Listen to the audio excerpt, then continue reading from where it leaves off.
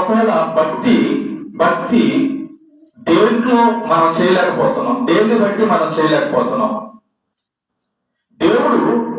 దేవుడి యొక్క వాక్యము మనకు వినబడుతూ ఉంది, కానీ ఆ వాక్యము పాటించడంలో మనం ఎలా ఉన్నాం?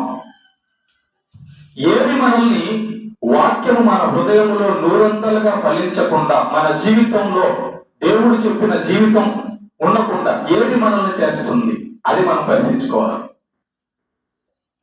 కొంతమందికి చూడండి, ధనభోగము, ఐహిక విచారములు, కొంతమందికి ఏమో భోగాలు, దురాశలు. ఆ దురాశలు ఉన్న హృదయములో దేవుని యొక్క వాక్యము పంచేది.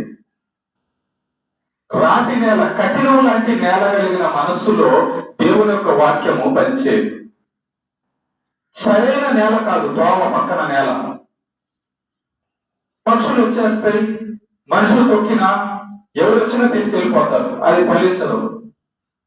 కాబట్టి మనం దేవుని వాక్యం వినడానికి వచ్చినప్పుడట మన మనస్సు మంచి నేలలాగా ఉండాలి. అంటే ఈ లోకంలో ఉన్న ఏ ఆలోచనలు మన మనసులో లేకుండా దున్నబడిన నేలలాగా మంచి ఆసక్తి కలిగి ఆ విన్నదాన్ని పాటించడానికి సిద్ధమైన మనసు ఉంటేనే ఈ వాక్యము మన హృదయములో, ఈ వాక్యం అనే విత్తనం మన మంచి నేల, మంచి మనస్సు అనే దాంట్లో పడుతుంది.